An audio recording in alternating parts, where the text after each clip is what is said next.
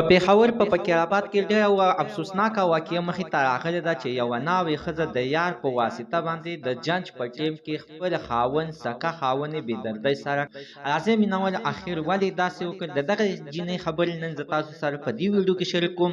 ما سره د ویډیو تر اخره پورې وګورئ چې تاسو ته پوره د دې معلومات نه مخکې اول زه تاسو ته دا یادګینه وکړم تاسو کو چینل زموږ په دې سوپر کلیک چینل کې نوي وئ چینل هم نوي سبسکرایب کړئ مهرباني وکړئ تاسو زموږ د سوپر کلیک چینل د سره سبسکرایب کړئ خوا کې ورسره ګټلی چې هر یوه نوې معلوماتي ویډیو تاسو ته په اسانۍ باندې هره ورځ دغه شانتې بېګناه خلکه وژلي کېږي چې تېره ورځ په پېښور په علاقه کې عزتمنو ادنان خلک خپلې د ښځې یار بېدردۍ سره وژلی دی د څه د وجې نه عزتمن د دغې ښځې چې د څه ټیم کې کوېدن وشوله د کوېدن نه مخکې د دغې ښځې کومه یوه چې دا کومه یوه چې د ده اوس دا ناوې ده او په ګاډي کې ورسره ناستې ده نو په دغه ټیم کې عزتمنو 2 ورځې مخکې د خپل یار سره خبرې اترې شوې دي چې ما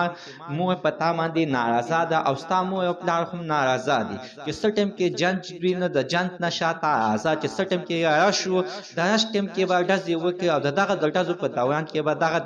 دغه زما سکه خاوند به بېدردۍ سره قدر کړي او بیا به زه چغې شروع کړم چې راشه زه خو کونډه شوم خو اخر عزتمنو د خیبر پښتونخوا پولیسو داسې کارنامه وکړله چې ځای په ځای یې دغه جینۍ ونیوله او جینۍ ته ویل چې دغه خلک اخر څوک و چې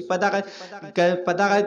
د واده په ګاډي باندې ډزې وکړلې نو جینۍ خر نه ویلې ویل چې دغه زما سکه خاوند دی نو ولې زه په دا وژنم چې اخر جینۍ له عزتمنو چې ریمانډ وله ورکړلو نو جینۍ ټول حقیقت ښکاره کړو ویل چې او دا ما د خپل د یار په واسطه باندې بېدردۍ سره وژلی دی ځکه چې زما مور او پلار په دې واده باندې رضا او زه پرې نارضا وم ځکه چې زما دغه یو یار او د سره ما دا واده کړی وه چې زه به تا سره